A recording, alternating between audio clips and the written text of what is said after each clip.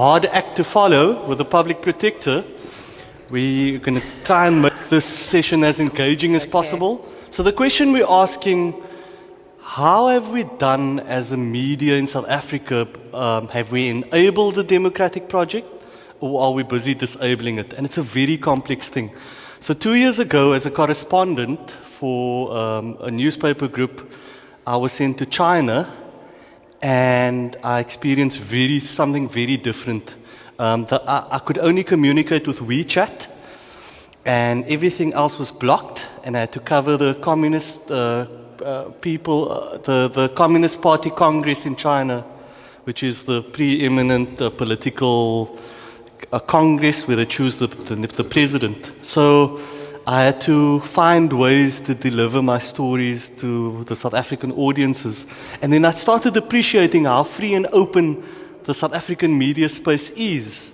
However, with the advent of social media, everybody can be a journalist if we don't use or apply the strict kind of definition of what a journalist or a reporter is. So if you have a smartphone and if you have access to social media platforms, you can start publishing news.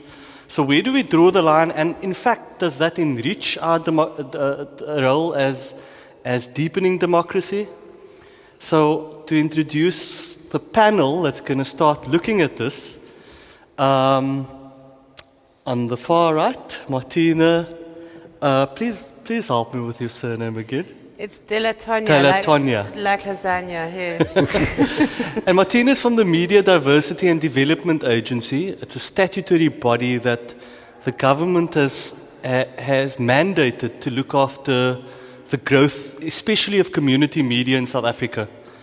And then Lance Witten, he'll be a familiar face because he used to work at ENCA, both as a weather presenter, as a sports presenter, and as a news journalist. He now works for an organization called Vault Media, and they do the kind of business insider type video for social media. But also has worked in newspapers and online. And what I want to explore with both of you is that in China I came across quite an extreme, that the media there believes that it is their job first and foremost to enable the nation-building project of China. Not so much to hold the government accountable. They don't really see that as part of their job. They see themselves on the side of the government, and their main project is to facilitate the flow of information from the government to the people. South Africa is very different though, and that's where I want to start. So, since the advent of democracy, since 1994, do you think, Martina, that we've broadened the scope of different voices in the media? How democratic is our media as a starting point? Thank you, Hassan, and thank you to JP and the organizers of this event for inviting the Media Development and Diversity Agency to come and share some experiences, but in particular me. And it's a very special occasion for me because believe it or not, pre-94, I used to hang out at UWC a lot. I was registered as a student at UCT, but really I was mostly hanging out at UWC. Playing Clever Just, no doubt. Yeah, no, not so much Clever Just, very much in the student voice offices. That exhibition you saw outside there, that's my generation of media activists, student media activists. So we were part of the Fees Must Fall generation of the late 80s and early 90s. Loud lummokies in the context of the struggle, but still very much key activists and key angry young people, believe it or not, who lived under a state of censorship and who saw the effects of censorship on media, even student media, by the way. I used to edit the official student newspaper at UCT called Varsity News in 91, 92. And even in those years, the state of emergency had been lifted by then, but in the late 80s and right before the ANC was unbanned in 1990, the student media was subjected to the same censorship laws that the rest of the media was subjected to under the state of emergency regulations. So that was kind of my introduction to kind of the importance of media. And some of the most important freedom of the airwaves campaigns were deeply supported by students like yourselves from a different generation, the generation that JP and I come from. So it's very special for me personally to be here because we used to have huge media mind blasts. The 91 media mind blast was one of the most powerful ones, and one of our fallen comrades, Carol Moses, was instrumental. She was an alumna of UWC, and she was instrumental in building kind of student media voice at this campus. And then when she became the president of the South African Students' Press Union, which you'll hear a bit more about tomorrow, you'll understand the significance of that. Having said that, I mean, our generation, which is in our kind of mid to late 40s, I'm not going to be specific about numbers, but we are coming into our own as players here in the media space. And it's no accident that I was nominated to sit on the board of the MDDA, because it's the efforts of that generation of student media activists and community media activists that made it possible for there to be an organization, a statutory body called the Media Development and Diversity Agency to exist, and for the freedom of expression being protected in the Bill of Rights of our Constitution as a fundamental right in a constitutional democracy.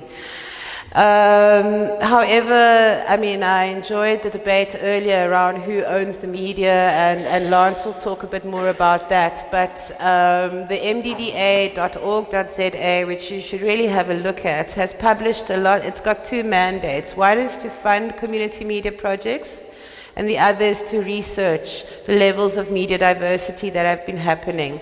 And for many years it did it very well.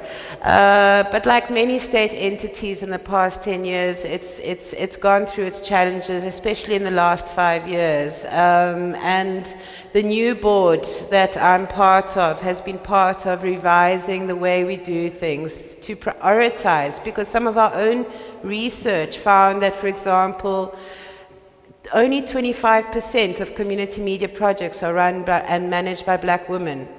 You know, and even despite all of our efforts to democratize and to create equity and to make sure that the communities that aren't represented in the mainstream media and that don't have their language, their voice, their expression heard are supported, even 25 years into democracy and 15 years into the MDDA's existence, we still have a long way to go. Martin, let me pause you there.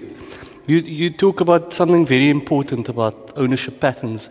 I also want to ask you about audiences, and we have this notion of mainstream media, but if you look at it, it's media located mostly in the cities, Johannesburg, Cape Town, Durban to an extent even. But for the further flung areas, rural areas, is not really represented in terms of audiences in the mainstream media. And how can we call ourselves a democratic media, or how do we deepen democracy as a media in South Africa, and we haven't made the effort to go there? I want to take it further and ask you about the notion of vernacular. We talk about vernacular when we refer to Zulu, but Zulu is probably the most widely spoken language, so why isn't Zulu mainstream? I'd love to hear your views on that. Okay. On audiences in particular. Yeah. One of the challenges the community media projects and community media radio, community media prints and so forth have had is around sustainability, right? And having the funding to run efficiently. And one of the biggest challenges has been that the advertising industry doesn't respect the measurements for audience reach. So in other words, when a local community media radio station in Mutsi or wherever it is, in Springbok, in the middle of Namakwaland or any other small town, tries to convince an advertising to spend money so that it can raise so it can be sustainable, it finds it hard to prove audience reach, whereas big media companies have been spending a lot of money to do the audience research, to make the kind of claims that Mashile made earlier, even around the SABC's reach, which is, by the way, up for debate, because the SABC's audience have been in decline. All of the broadcasters have been in decline, and as many of you were talking about earlier in the audience, this generation is not so much interested in the traditional broadcast and print media anymore. You use your phones, right? My 4 children, who are between ages of 15 and 22, they're not interested in newspapers. They're not interested in television. They get their information from the online space.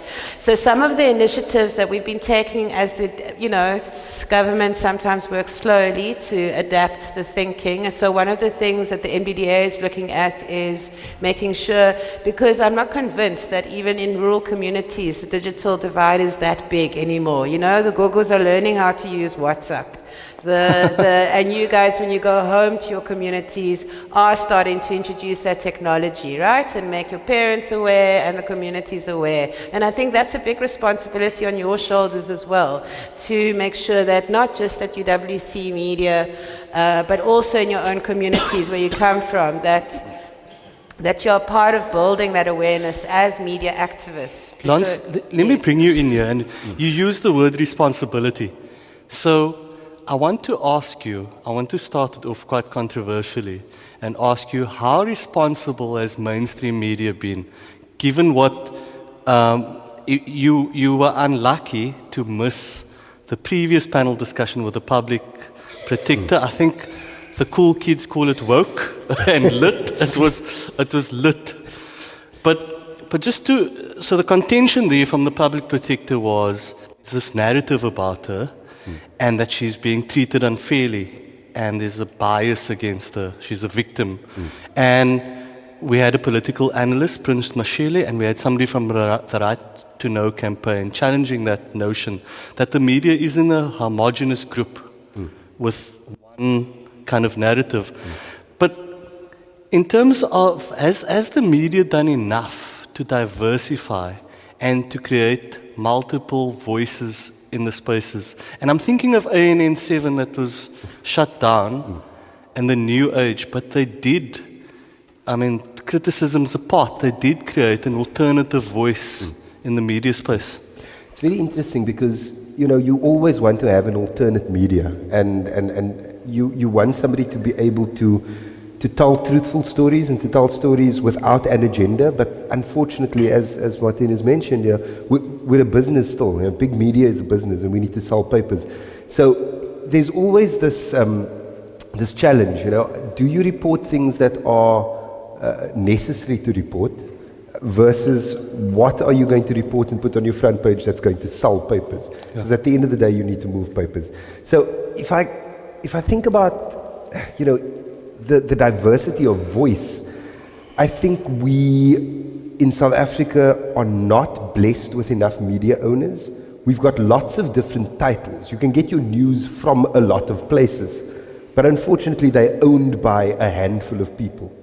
So I think as soon as there's more diversity in terms of the media ownership, it becomes easier to have a different voice. It's very difficult for one newspaper within a group to report a different kind of line, and if one newspaper in a group is maybe targeting Mkhwebane, that there's another newspaper that doesn't, we all kind of share. Are the voices of media owners perhaps too loud, as opposed to the editors and the journalists who are at the coalface? It's a very interesting question, because we had this discussion within my office today. Actually, I was relating to my team about the conversation we had with Dean Backett, the editor of the New York Times. I was in New York not too long ago, And we had an engagement with him, and it was very interesting that, and he spoke about the importance of a divide and a yardstick's length at least between the editors, the editorial, and the people who are putting the paper together, and the publishers, the people who are actually printing the paper and expecting to see revenue. There's got to be more of a distance between the owners and the actual editors. And I think that gap is a little too narrow in South Africa. I think our owners have a little bit too much, maybe not influence, but I think they want to try and, it's my newspaper. I need to know, I need to have a say in what gets said in my newspaper. And it's very difficult to manage. For them, it's about the bottom line, though. No, because these are commercial enterprises, but no more as stark as newspapers, because we see the declines. I mean, I'm not sure, and maybe I'm being conservative here, that newspapers are going to be around in 5 years' time, the way we know it. Yeah. So before I pick Martina's brain, I just want to ask you as well about newspapers in particular.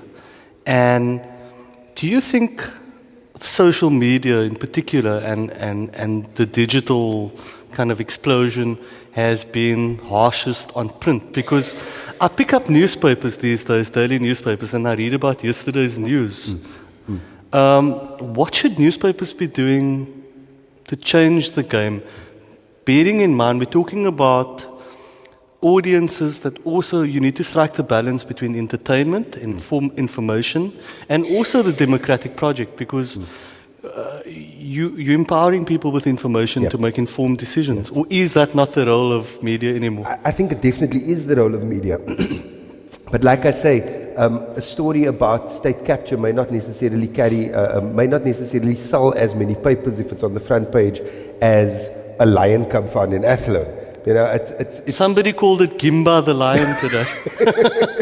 So I mean, there is that balance. You know, you do need to think about the bottom line, but at the same time, I think audiences are very different. The audience that's buying the newspaper is not the audience that's reading that same content online today and then buying it tomorrow. But I think newspapers need to, you know, there was like a time when newspapers were starting to, and then they just went back to reporting the news. But newspapers have the opportunity to provide context because you've got more time to tell the story. You can't just tell the what, where, when, who, and why and how. You now need to tell about why does it matter and how does it affect me. Give me the context. Give me how more do you the create background. democracy within newspapers? Let me ask you, and not just newspapers, like how do we open up the space? So we've had the launch of the UWC Media Society, giving students their own platforms to make the news for other students and beyond. So is there enough of an effort to democratize that space? But also, Martina, I want to ask you about languages in particular. Okay. Are we making enough of an effort? We know about Mshlobo Wenene. There's Iselezwe Lesixhosa in the Eastern Cape, and there's an Iselezwe in KZN. But are there enough products for the people who speak the 11 languages of South Africa? Yeah, okay, big questions. And I'm going to go back into a bit of a history lesson. You all have heard of someone called Antonio Gramsci, often called Gramsci. He's a classic Marxist from Italy, who in 1925 addressed the Italian parliament about the problem of the alliance between the fascists, Mussolini, and the capitalists of the north of Italy who owned the media at that time, and the problem between politicians and political spaces and industrialists who own media and them sharing an agenda. I'm sorry, but until we bring down neoliberal capitalism, we'll always be facing these challenges. I mean, it might sound ridiculous, but it's the truth. I mean, the truth is that our economy is owned and managed in a neoliberal context. in the dying stages of capitalism, with all kinds of things hitting at us. And the media space is the same as it was always. You know, who owns the piper calls the tunes. I don't know if that's the right... I always mix my metaphors, because believe it or not, English is one of my languages. It's not my home language. Anyway, so in terms of diversity of media and languages, it's again something that the MDDA has been looking very strongly at, because and it's something that it should be part of, and I'm sure is part of your conversations, even as students and academics in universities. The whole debate around decolonizing institutions, the whole debate around decolonizing even the media, you know, who's choosing to write what in what language. And it's a challenge I'm going to pose to UWC as well. I mean, what is your lingua franca at the moment in terms of even the UWC media society? How are you planning to use language? How are you gonna go to the default English, or are you gonna push language in your own spaces and start speaking and writing and communicating in different languages, even within the student body, which is not homogeneous, but yet has an opportunity to speak? So one of the ideas that the MDDA is pushing at the moment, for example, in terms of the demise of print, which is true, in 5 years' time, there's going to be less, in fact, not even. I've sat in board meetings with captains of media industries, including the guy who owns Media 24. And I mean, it was almost... he was very desperate, saying, you know, we were saying, listen, community media, community print projects can't survive. And here I've got a whole managing director of Media 24 saying, well, they're also in the same crisis. No, fine, it's true. And frankly, it should be true because print is becoming unsustainable. And frankly, I'd rather save the trees than print. But that means that we have to go into a digital space. And how do you make digital spaces available? You know, it creates more opportunities for diverse languages. We had meetings as the MDDA with the big cell phone companies to have zero-rated websites. In other words, websites that don't cost you anything to go on them, so that we can start getting community media organizations even in the ruralist of areas to migrate from traditional print to digital. And this is the kind of innovative thinking that I think your generation can invoke and push and advocate for. Another big area in terms of is the role of government in supporting media diversity. And I know, for example, the gentleman from Right to Know that was on the podium earlier with Advocate Mkhwebane. I know that the Right to Know campaign is putting a lot of pressure on the MDDA to support community radio more, and because radio is so important, and that's where you get the diversity. And not just in terms of language, but in terms of politics, in terms of the kind of stories. And the voices as well. Hey? I mean, we talk about being Women's Month, but yes. if you look at the way news is reported, it's still a male-dominant narrative. Yes. Yeah, We look for the male leaders in society. We're looking to quote the male authority. There's little effort made to actually diversify the gender space as well. Yeah. Sorry to pause you there, Martina, but I want to press Lance on a particular thing, because this is really the crux of the thing. So we heard the debate with the public protector earlier on, and I want to ask you, has the media gone too far in South Africa? Apologies, in terms of its role. So we know that pre-1994, during apartheid, sectors of the media, we heard the term Stratcom being used, were enablers of apartheid, of an illegitimate system. And then post-1994, there was the euphoria, the media was all about nation building, we won the Rugby World Cup, it was the Rainbow Nation. Then steadily, there were threats against the media. We spoke, there was the protection of information bill, of state information bill. There was talk of a media tribunal to hold journalists to account, and even the talk of fines. there's always the kind of refrain from people who are on the wrong side of negative media, that the media is going too far, there's an agenda, they hunt in packs. Please, can I hear your view on that? And yours, Martina, by the way. I think there's maybe two. Sure, it's a really tough question. I think you do have journalists who report with an agenda. They've made up their minds. Let's say that EFF politicians are wrong. EFF politicians are bad and they're hypocrites because Julius flies business class and he's got the Breitling watch and he wears 3,000 rand shoes, but he's pro-poor. There are media who believe the DA is untouchable. Or they go through his trash. How is that news? And then you've got some people who feel like yes, Cyril is wonderful. You can't do anything wrong. But on the other side, you've also got journalists who, and I think there are too many journalists who have a loud enough voice and a big enough platform who have made up their minds and forge ahead. And they're not willing to be able to take a step back and go, hang on, maybe we've gone too far. Maybe you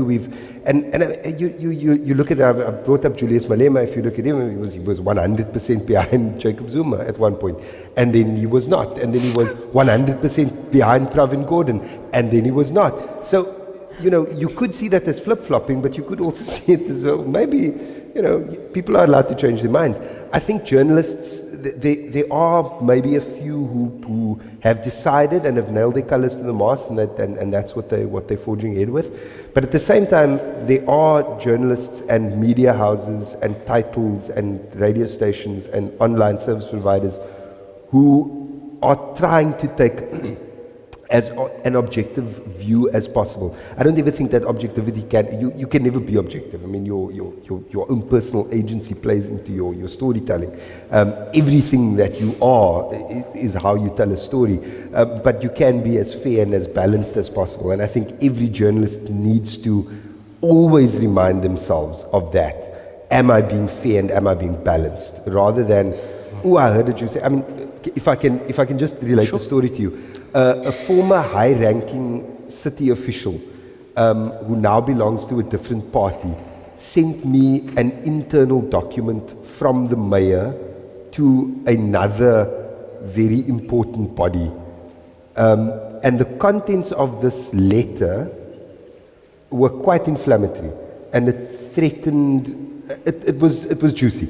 You could take it and you could infer 100 million things that would mean that the DA was wrong to fire Antipat. Are you going to tell us what it was? No, I'm joking.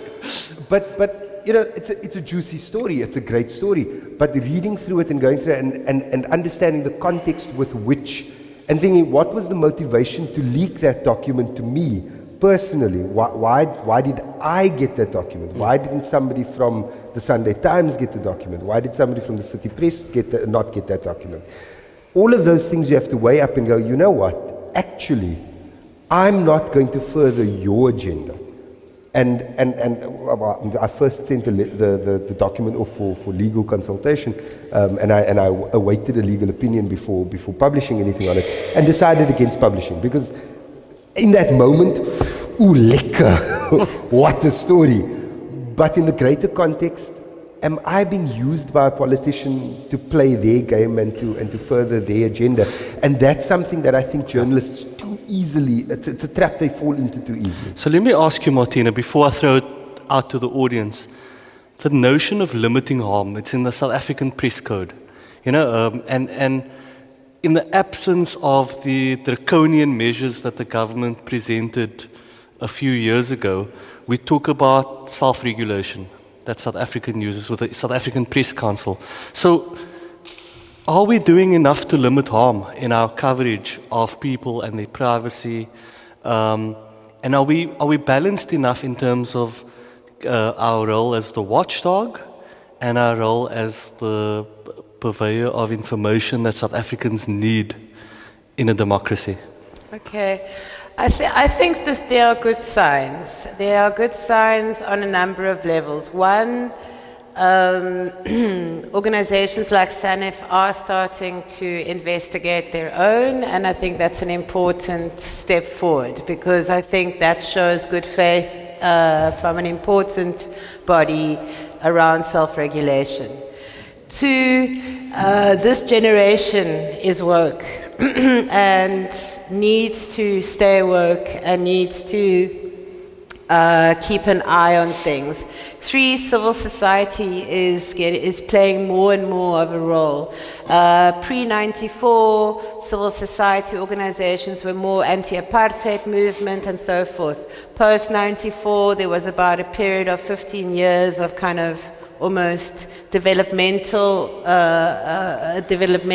period where NGOs, non-governmental organizations were more doing training and development, but kind of almost weren't keeping that critical space because we were all under the Rainbow Nation haze. And I think in the last 10 years, civil society organizations have started to become a lot more woke as well and a lot more vocal about things. And I think those are indicators that democracy is alive and well in this country, but also it needs to be coupled with civic education. And I remark on something that the advocate said earlier, and I think it was supported by everybody else, that you need to understand as citizens and as media players how the state works. You need to understand what the role of the judiciary is. You need to understand what the role of the executive is. You particularly need to understand the role of parliament and provincial legislatures and how that all interacts. And because you locate yourself in the fourth estate, right? In the fourth column.